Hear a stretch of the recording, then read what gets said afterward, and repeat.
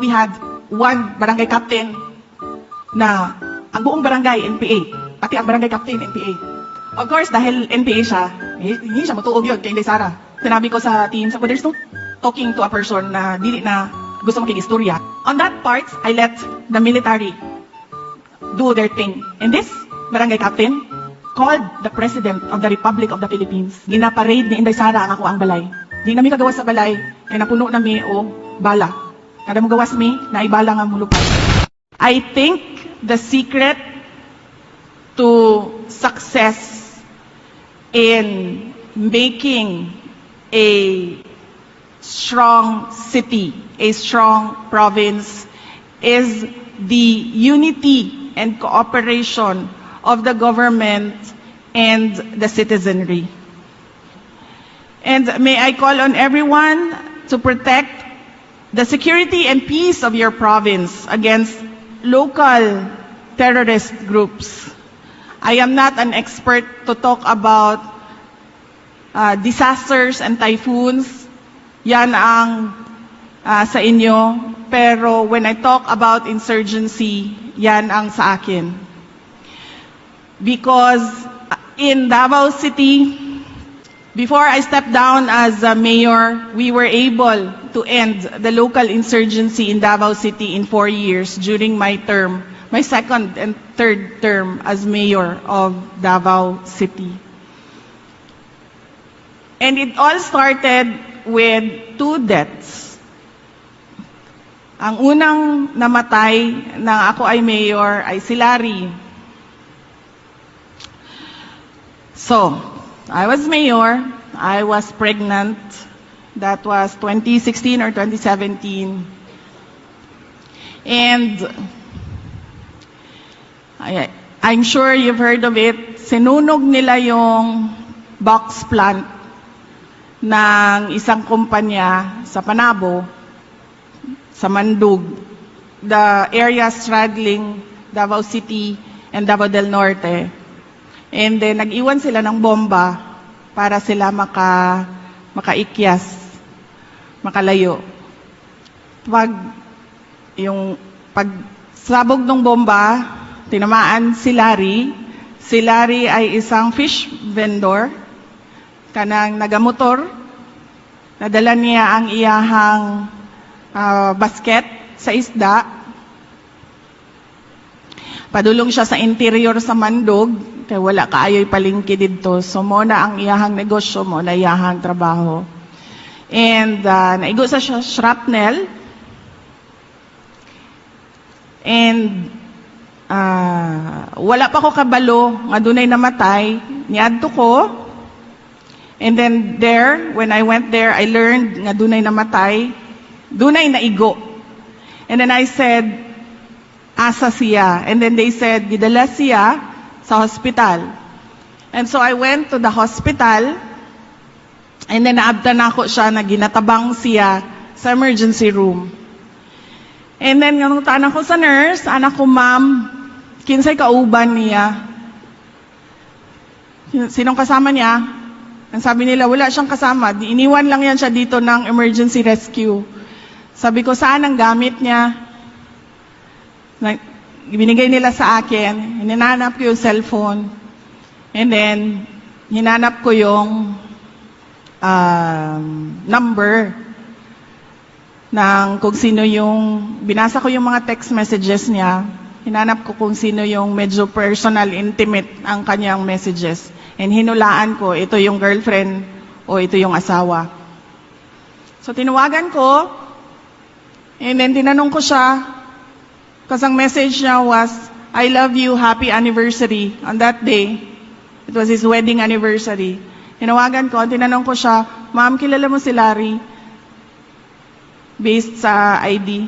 And then sabi niya, asawa na ko si Larry. Siya nga no, di ay kinsa ni. O si Inday Sara ni, you need to come to the hospital. Ipasundo ti ka. Because naadari sa imuhang asawa sa hospital. And then she was asking me, unsay nahitabo, ana. I said, unya na lang ta mag-istorya, just come to the hospital. And then he died. Wala siya natabang. And then I had to talk to her again. sa asawa. And then I said, I'm sorry nga namatay ang imuhang bana. And then, doon nami isa pa ka patay. This time in our Paquibato district. This is the last stronghold of insurgency in Davao City. I do not remember if it was an operations or an ambush, but junior officer of the Armed Forces of the Philippines died doon sa Paquibato. And then, he was not from Mindanao. He was from Antique. So, inayos namin, pumunta ako sa funeral home. Tinanong ko sila, naayos na ba yan? Okay na daw lahat. Ibalik nila ang patay nga lawas na doon na sa Antique, iatod na sa ginikanan, anak ko. May I talk to the parents? Because he was single, wala siyang asawa, walang anak. Sabi ko, pwede ko bang kausapin yung nanay? So, binigay sa akin yung cellphone, pinakausap sa akin yung nanay, and I had to say sorry again. I'm sorry that your son died.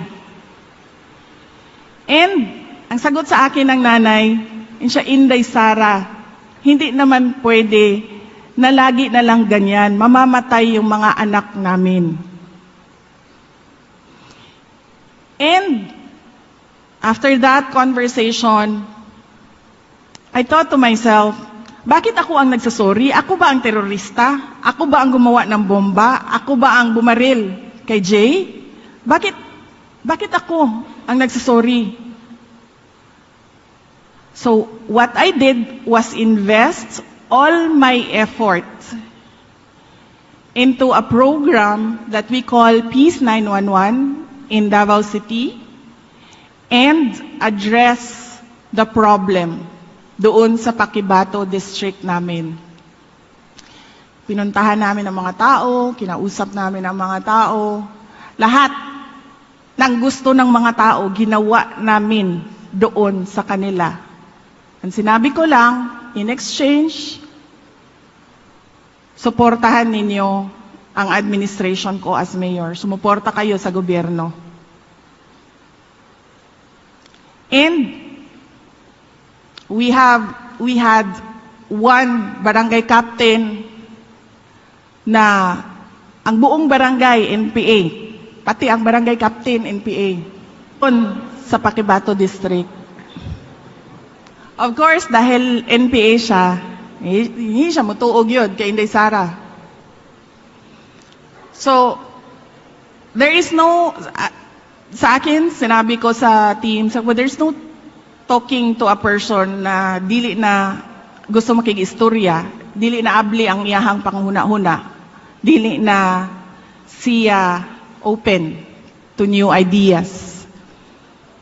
And then, on that part, I let the military do their thing. And this barangay captain called the President of the Republic of the Philippines. And he said, they call him Mayor. Mayor, si Kapitan kuan ni, kahinomdom ka nako, di ba amigo manta dinhi? Ako sa barangay kuan, nakabisita ka dinhi sa amua. Gina-parade ni Inday Sara ang ako ang balay. Di nami kagawas sa balay, kay napuno nami og bala. Kada mo gawas mi, na ay bala nga mulupad. And so, the President asked someone to call me. And then I said, kung gusto niya mag-mayor ulit ng Davao City, I'd gladly give this position to him para siya ang mag-decide kung anong gagawin dyan sa Paquibato District. Tell that to the President. So I just want to emphasize to you that the secret, as I said earlier, is the cooperation between government and the people. And the success is in the hands of the governor and the mayors. It is quite a complicated process, kaya hindi ko sinasabi sa mga mayor, sa mga barangay captain na lumaban kayo, kasi hindi ko naman ma-reassure ang security ninyo 24 hours a day because ambush happens. At any time of the day, isang bala lang yan, tapos ka na. But what I am always telling our mayors and our barangay captains na kausapin nyo yung mga tao. Nandyan sa kanilang mga kamay ang sekreto kung paano mawala ang suporta nila sa mga NPA.